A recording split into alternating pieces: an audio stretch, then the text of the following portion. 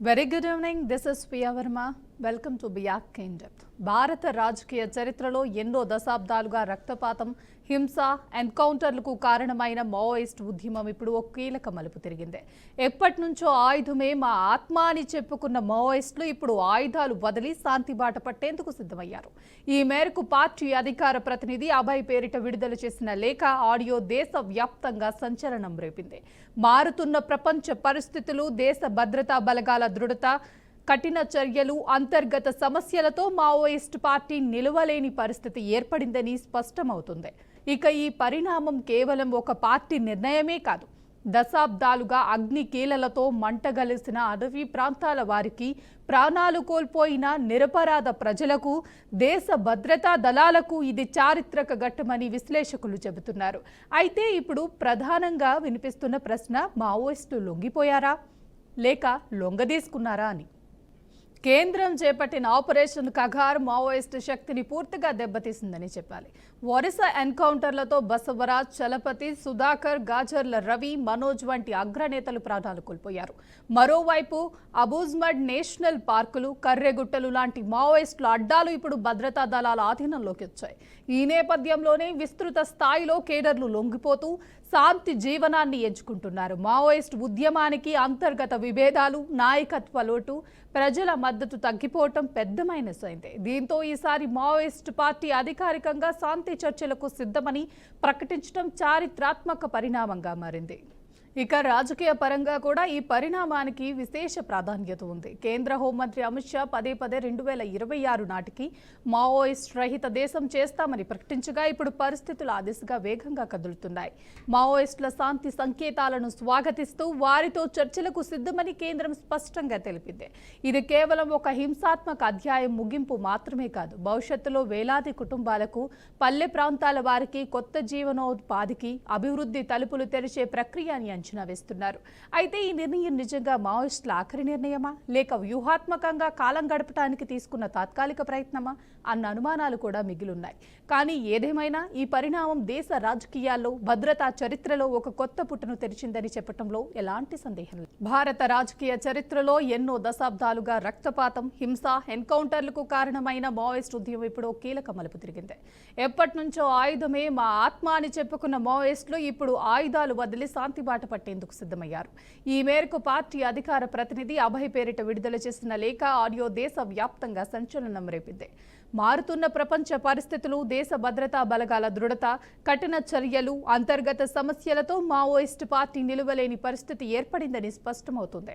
ఇక ఈ పరిణామం కేవలం ఒక పార్టీ నిర్ణయమే కాదు, దశాబ్దాలుగా అగ్ని కీలలతో మంటగలిసిన అటవీ ప్రాంతాల వారికి, ప్రాణాలు కోల్పోయిన నిరపరాధ ప్రజలకు, దేశ భద్రతా దళాలకు ఇది చారిత్రక ఘట్టమని విశ్లేషకులు చెబుతున్నారు. అయితే ఇప్పుడు ప్రధానంగా వినిపిస్తున్న ప్రశ్న, మావోయిస్టులు లొంగిపోయారా లేక లొంగదీసుకున్నారా అని. కేంద్రం చేపట్టిన ఆపరేషన్ కగార్ మావోయిస్టు శక్తిని పూర్తిగా దెబ్బతీసిందనే చెప్పాలి. వరుస ఎన్కౌంటర్లతో బసవరాజ్, చలపతి, సుధాకర్, గాజర్ల రవి, మనోజ్ వంటి అగ్రనేతలు ప్రాణాలు కోల్పోయారు.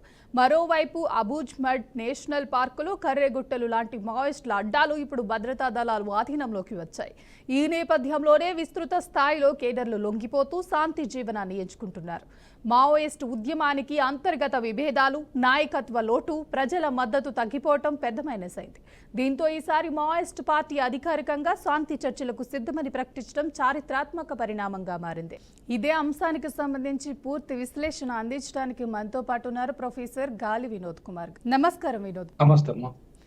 భారతీయ రాజకీయ చరిత్రలో ఎన్నో దశాబ్దాలుగా రక్తపాతం, హింస, ఎన్కౌంటర్లకు కారణమైన మావోయిస్ట్ ఉద్యమం ఇప్పుడు కీలక మలుపు తిరగనుందండి.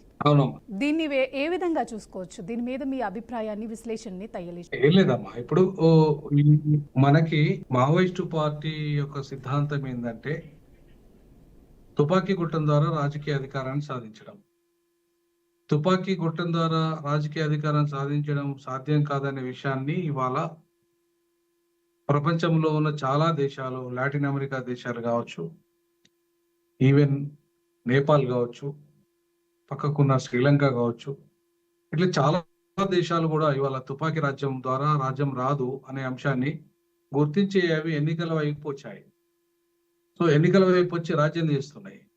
ఈవెన్ ఎన్నికల రాజకీయాల్లో కూడా సంతృప్తి ప్రజలకు రాని కారణంగా మావోయిస్టు పార్టీ ఈ ఈవెన్ ఎన్నికల రాజకీయాల్లో వైఫల్యం చెందిన కారణంగా నేపాల్‌లో తిరుగుబాటు వచ్చింది. ప్రజల తిరుగుబాటు వచ్చి ఏం జరిగిందో చూసినాం మనం అక్కడ.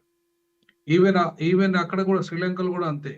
ఈవెన్ కమ్యూనిస్టు, మావోయిస్టు పార్టీలో ఉన్న వాళ్ళు కూడా అవినీతికి విపరీతమైన లగ్జరీకి అలవాటు పడిపోయి అవినీతికి పాల్పడుతూ ఆ రకమైన దుర్మార్గాలు చేస్తున్నారనే విషయాల్లో కూడా ఇవాళ నేపాల్‌లో ఉన్న 2 కులాలు ప్రధానంగా బ్రాహ్మణ కులం అనేది పూర్తిగా మావోయిజం పేరుతో మనవాదాన్ని అమలు చేస్తూ ఇవాళ పీడితను బాగా విపరీతంగా పీడించిన కారణంగా నేపాల్‌లో తిరుగుబాటు వచ్చేసి అవినీతి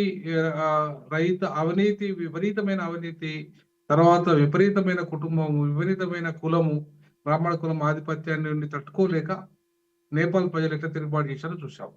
భారతదేశంకి వచ్చేసరికి మావోయిస్టు పార్టీ అగ్రవర్ణాల చేతుల్లోనే ఉంది.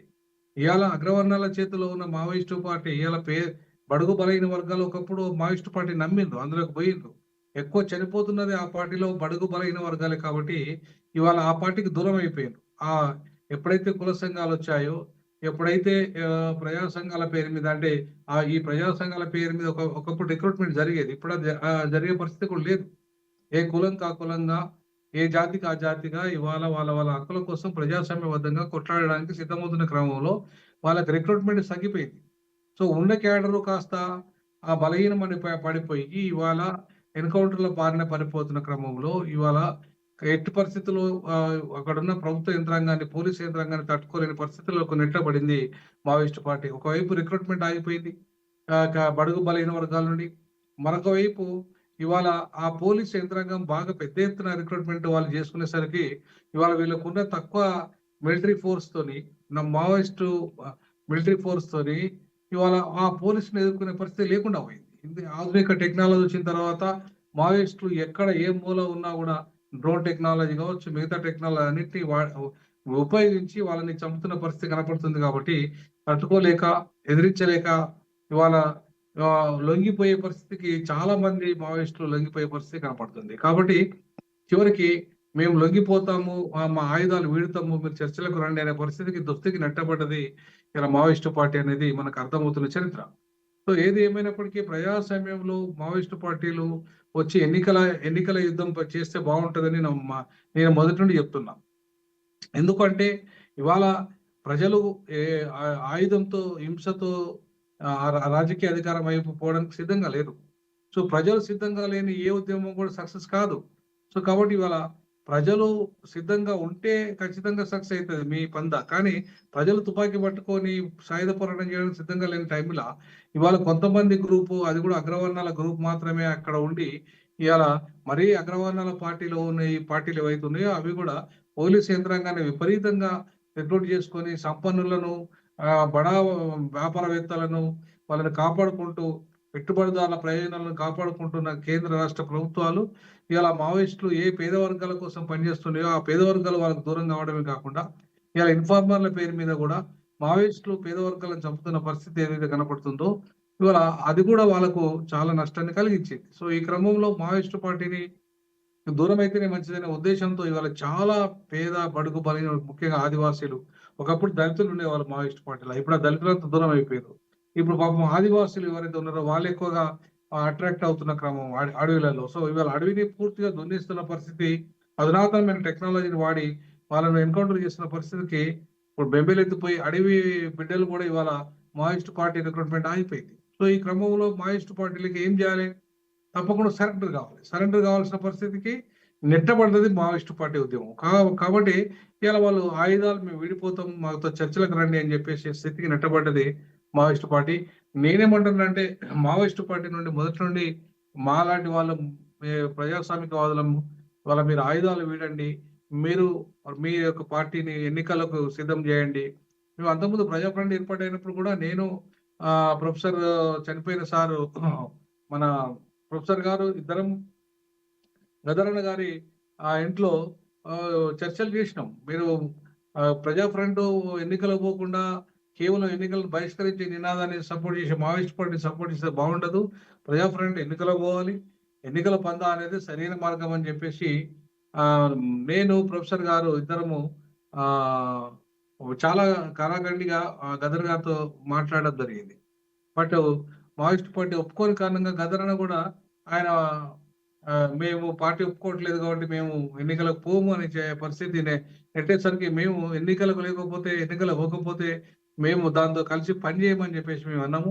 సో ఆ క్రమంలో ప్రజా ఫ్రంట్ కూడా ఇవాళ నిర్బంధానికి గురైపోయింది. ప్రజా ఫ్రంట్ ఎన్నికలకు పోకపోవడం వల్ల ఇవాళ ప్రజా ఫ్రంట్ ప్రజాస్వామ్య పద్ధతిలో ఎన్నికల వ్యవస్థలకు దూరం కావడం వల్ల ఇవాళ అది కూడా ఇవాళ నిర్బంధానికి గురైపోయి అది కాస్త నిర్వీర్యమైపోయింది. సో కాబట్టి ఎన్నికలను ప్రజలు కోరుకున్నంత కాలము ఇవాళ మావోయిస్టులు తుపాకీ రాజ్యం నడవదనే విషయాన్ని మనం గమనించాలి. So ballot is more powerful than bullet. Okay. So bullet అనే దాన్ని ఆయుధంగా వాడడానికి ప్రజలు సిద్ధంగా లేరు. సో బ్యాలెట్ ఆయుధం ద్వారా ఇవాళ రాజకీయ అధికారాన్ని సరే బ్యాలెట్ లో ఎన్నో తప్పులున్నాయి. బ్యాలెట్ విధానంలో ఎన్నో లోపాలు ఉన్నప్పటికీ కూడా ప్రజలు అటువైపు ఉన్నారు. ఎందుకంటే రక్తపాత రహిత విప్లవం అది.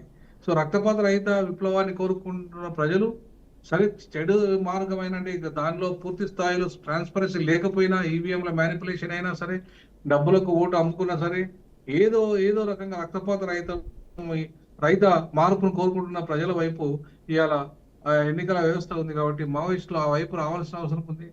ఖచ్చితంగా ఎన్నికల వ్యవస్థలో వస్తే మాలాంటి వాళ్ళు వెల్కమ్ చెప్తారు. మాలాంటి వాళ్ళే కాదు ఇవాళ ప్రభుత్వాలు కూడా వెల్కమ్ చెప్తాయి. ప్రభుత్వాలు కూడా అనివార్యంగా వాళ్ళు కూడా అదే అంటున్నారు, మీరు రండి జనజీవన సమితిలోకి రండి, ఎన్నికల పందాలకు రండి అంటున్నారు. కాబట్టి ఎన్నికలకు పందాకు వచ్చేసి ఖచ్చితంగా జనజీవన సమితిలో కలిస్తే మావోయిస్టులకు ఒక మంచి ఆదరణ లభిస్తుంది అనేది నాకున్న అభిప్రాయము. ఆ దిశగా మావోయిస్టులు ఆలోచిస్తే మంచిదని నేను ఈ సందర్భంగా మీ మీడియా ద్వారా నేను కోరుకుంటున్నాను. వినోద్ గారు, మావోయిస్టులు లేఖలు ప్రస్తావించిన అంశాలకి కేంద్రం ఆమోదం తెలుపుతుంది. కేంద్రం ఆమోదం తెలిపాలి. ఎందుకంటే చర్చలకు వస్తారన్నాక కూడా అవసరం లేదు చర్చలు మీతోని అని చెప్పేసి అంటే వీళ్ళు కూడా ఆయుధాలు వీడి చర్చలకు రావాలి. సో ఆయుధాలు వీడి జనజీవన సమితిలోకి చర్చలకు వచ్చేసి వీళ్ళు ప్రజాపందాలు ఇవాళ ఎన్నికల వ్యవస్థను ఎన్నికల విధానాన్ని అనుసరిస్తే ఖచ్చితంగా కేంద్ర ప్రభుత్వం రాష్ట్ర ప్రభుత్వాలు ఖచ్చితంగా ఒప్పుకోవాల్సిందే. ఎందుకంటే ఇవాళ ఎన్నికల వ్యవస్థకు లేదా ప్రజా పోరాటాల వైపు ప్రజాస్వామ్య పద్ధతిలో మేము వస్తాము పని చేస్తామన్నప్పుడు ఖచ్చితంగా వెల్కమ్ చెప్పాలి. కానీ వాళ్ళని లేదు మేము ఊకోము, మిమ్మల్ని చంపేస్తాము అంతే చేస్తామని అనడం కరెక్ట్ కాదు. ప్రజాస్వామ్యంలో అది ఎవరు కూడా వెల్కమ్ చెప్పారు. ప్రజాస్వామ్యంలో ఒకసారి వాళ్ళు ఏదో వాళ్ళ పందాన్ని అనుసరించి వాళ్ళు తుపాకీ పెట్టచ్చు కాక ఇవాళ ఆ పరిస్థితి ఇవాళ నుండి బయటకు వస్తా అంటున్నప్పుడు నేను లేదు చంపేస్తా అంటే ఎట్లా నడుస్తుంది? నడవదు కదా. డెమోక్రసీలో అది ఖచ్చితంగా నేరం అవుతుంది. కాబట్టి ప్రజాప్రభుత్వాలు వాళ్ళు మావోయిస్టులు వచ్చి ఆయుధాలు వదిలేసి చర్చలకు వచ్చి మేము జనజీవన సంస్థలు కలుస్తాం అన్నప్పుడు ఖచ్చితంగా వాళ్ళు వెల్కమ్ చెప్పాల్సిందే. అంతేగాని లేదంటే మాత్రం కరెక్ట్ కాదు. ఖచ్చితంగా ప్రభుత్వాలు దానికి సిద్ధంగా ఉండాలి. వినోద్ గారు, మావోయిస్టుల పిలుపు వల్ల గ్రామాల్లో సాధారణ జీవనం మీద ఏమైనా ప్రభావం చూపిస్తుందంటారా? మావోయిస్టులు తుపాకీ రాజ్యంతోనే ఇవాళ అతలకుతలమైపోయిన గ్రామాలు అనేక గ్రామాలలో ఇవాళ ప్రజలు అశాంతికి గురైపోయిండ్రు, ఎన్కౌంటర్లకు గురైండ్రు. అనేక భూ పోరాటాలలో భూములు ఒకప్పుడు మావోయిస్టులు గుంజుకున్న భూములు కాస్త తిరిగి ప్రభుత్వాలు మళ్ళా స్వాధీనం చేసుకున్నాయి. చివరికి కేసుల పాలైనరు. ఎంతో మంది ఇప్పటికీ కేసుల చుట్టూ తిరుగుతారు. మావోయిస్టు పార్టీకి సానుభూతి పరులైన వాళ్ళు, సో దాంట్లో పనిచేసిన వాళ్ళు కాబట్టి ఇవాళ మావోయిస్టు పార్టీ వల్ల లాభం కంటే నష్టమే ఎక్కువ జరిగింది. సో కాబట్టి నష్టం వల్ల ఇవాళ చితికిపోయిన ప్రజలు కూడా మావోయిస్టు పార్టీలోకి పోవడానికి కానీ దానికి సానుభూతి ఉండడానికి కానీ సిద్ధంగా లేరు. బట్ అంతకంటే దుర్మార్గమైన పరిస్థితులు ఇవాళ ప్రజాస్వామ్యంలో ఉన్నాయి. వాళ్ళ దోపిడీ విధానాలు ఉన్నాయి. విపరీతంగా దోపిడీ జరుగుతుంది. విపరీతంగా భూములు ఒక్కొక్క ఎంపీ 100 ఎకరాల దళితుల భూములను ఆక్రమించి ఇవాళ మంత్రులు లక్షల ఎకరాల భూములను ఆక్రమించి 24 లక్షల అసైన్ భూములను ఆక్రమించి దాంట్లో మొత్తం భూస్వాములంతా కబ్జా చేసేసి రియల్ ఎస్టేట్ వ్యాపారం పేరుతో లక్షల కోట్లు 1000 కోట్లు సంపాదించిన వాళ్ళు ఉన్నారు. మరి ఇట్లాంటి దుర్మార్గాలు చేస్తున్నప్పుడు పేద ప్రజలకు దక్కాల్సిన భూమి కానీ, పేద ప్రజలకు దక్కాల్సిన లిడికా భూములు కానీ, పేద ప్రజలకు దక్కాల్సిన ఏదైతే మన్యం భూములు కానీ ఇవన్నీ కూడా మొత్తం ఈ దుర్మార్గులు దోపిడీదారులు ఆక్రమించినప్పుడు మళ్ళీ తిరిగి మావోయిస్టు పార్టీని వైపు వెళ్ళడానికి ఆస్కారం ఉంటది ప్రజలు. కాబట్టి ఇది రాకుండా ఉండాలంటే ప్రభుత్వాలు వాళ్ళ భూములు వాళ్ళకి ఇప్పియాలి. ఎవరైతే ఇప్పటిదాకా అసైన్ భూములను కబ్జా చేసి 1000 కోట్లు సంపాదించారు, ధరణి పేరు మీద దగా చేశారు, అట్లాగే లిడికా భూములను అమ్ముకున్నారు, అట్లాగే ఇరాన్ భూములను అమ్ముకున్నారో వాళ్ళ భూములు పేద ప్రజల భూములు పేద ప్రజలకు ఇవ్వాలి. అంతేకాకుండా ఇవాళ పేద ప్రజలకు దక్కాల్సిన ఏవైతే స్కీములు కానీ లేదంటే వాళ్ళకు రావాల్సిన వాటా కానీ రావాలి. లేదంటే విపరీతంగా దోపిడీ చేసిన సొమ్ము ఇవాళ కక్కిస్తామని చెప్పి నేపాల్లో మీరు దోపిడీ చేసిన సొమ్ముతో బయట కక్కండి, లేదంటే మిమ్మల్ని చంపేస్తామని చెప్పేసి తిరుగుబాటు మొదలైంది ఆడ. కాబట్టి రేపు వీళ్ళ మీద ఇక్కడ కూడా తెలంగాణలో కూడా ఆ పరిస్థితి వస్తుంది, ఈ దేశంలో కూడా వస్తుంది. విపరీతంగా అవినీతి పరులు ఎవరైతే ఉన్నారో లక్షల కోట్లు వేల కోట్లు సంపాదించేసి పేద ప్రజలకు ఒక్క పూట తిండి లేని ప్రజలు ఆకలితో అలమటిస్తుంటే నిరుద్యోగంతో ఉంటుంటే వీళ్ళంతా కూడా వేల కోట్లు లక్షల కోట్లు మొత్తం వాళ్ళు ఖజానా పెట్టుకుంటే వాళ్ళు అక్రమంగా సంపాదించుకుంటే రేపు చచ్చిపోయినాక ఎత్తుకపోరు కదా, వాళ్ళు అవన్నీ డబ్బులు కట్టుకోపోరు కదా. మరి ఒకవేళ బతుకున్నంత కాలం ఒకవేళ శాంతి కూడా బతకలేరు, అశాంతిగా బతుకుతారు. లేదంటే తిరుగుబాటు చేస్తే ప్రజలు నేపాల్ జరిగినట్టుగా ఒక మాజీ ప్రధానమంత్రి భార్యను నిలువున కాల్చి పడేసారు, అంటే ఇంతనే కాల్చేసారు. సో ఆ రకంగా ఇవాళ పరిస్థితులు దారుమారైపోతాయి. కాబట్టి ఖచ్చితంగా అవినీతి పరులు ఎవరైతే దుర్మార్గులు ఉన్నారో, ఎవరైతే భూ కబ్జాదారులు ఉన్నారో వీళ్ళంతా కూడా ఇప్పటికైనా మేల్కొని ప్రభుత్వాలు కూడా తగిన విధంగా పేద ప్రజలకు న్యాయం చేసే పరిపాలన అందించగలిగితే మళ్ళీ మావోయిజం అనేది పుట్టదు. కానీ ఈ రకమైన దుర్మార్గాలు చేస్తే మావోయిజం మళ్ళీ ఏదో ఒక రూపంలో పుడుతుంది. ఏదో ఒక రూపంలో పుట్టి మళ్ళీ తుపాకీ పట్టుకొని అడవులకు పోవడము, లేదంటే కాల్ చేయడము, రకరకాల పద్ధతులు ఇవాళ తిరుగుబాటు అనేది మొదలవుతుంది. కనీసం అట్లా కాకపోయినా నేపాల్ జరిగిన పరిణామాలు పునరావృతం అవుతాయి. సో కాబట్టి నేనేమంటున్నానంటే ఇప్పుడు బతుకుదెరు, ఇప్పుడు మన ప్రజలు మనకు ఓటేసేది మనకు జీతం ఇస్తున్నారు. ఎంపీలు కానీ ఎమ్మెల్యేలు కానీ రాజకీయ పార్టీలకు ఎవరైతే గెలుస్తున్నారో సర్పంచులు కానీ వాళ్ళు కానీ గౌరవ వేతనం ఇస్తున్నారు. ఆ ఇస్తున్న గౌరవ వేతనాన్ని ఆ స్థాయిలో కనుక బతకగలిగితే, ఆ స్థాయిలో కనుక ఉండగలిగితే ఖచ్చితంగా ప్రజలు గౌరవిస్తారు, ప్రజల యొక్క హక్కులు కూడా కాపాడబడతాయి, ప్రజలకు మేలు జరుగుతుంది. అంతేగాని వేల కోట్లు వందల కోట్లు లక్షల కోట్లు మింగేసే నాయకులు తయారైతే ఖచ్చితంగా ప్రజలకు వాళ్ళు బుద్ధి చెప్పే రోజు వస్తుంది. కాబట్టి ఆ రకంగా జరగక ముందే మావోయిజం అనేది అంతం కావాలంటే అవినీతి ముందు అంతం కావాలి, ఈ భూ ఆక్రమణలు అంతం కావాలి, ఈ ప్రజల మీద పేద ప్రజల మీద దోపిడీ అంతం కావాలి.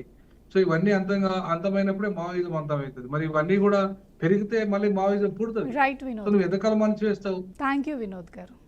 మావోయిస్టుల లేఖపై అధికారుల స్పందన, ప్రజల అభిప్రాయాలు ఏ విధంగా ఉండిపోతున్నాయో వేచి చూడాల్సిందే. ఇది బీఆర్కే ఇన్ డెప్త్. చూస్తూనే ఉండండి బీఆర్కే న్యూస్ తెలుగు.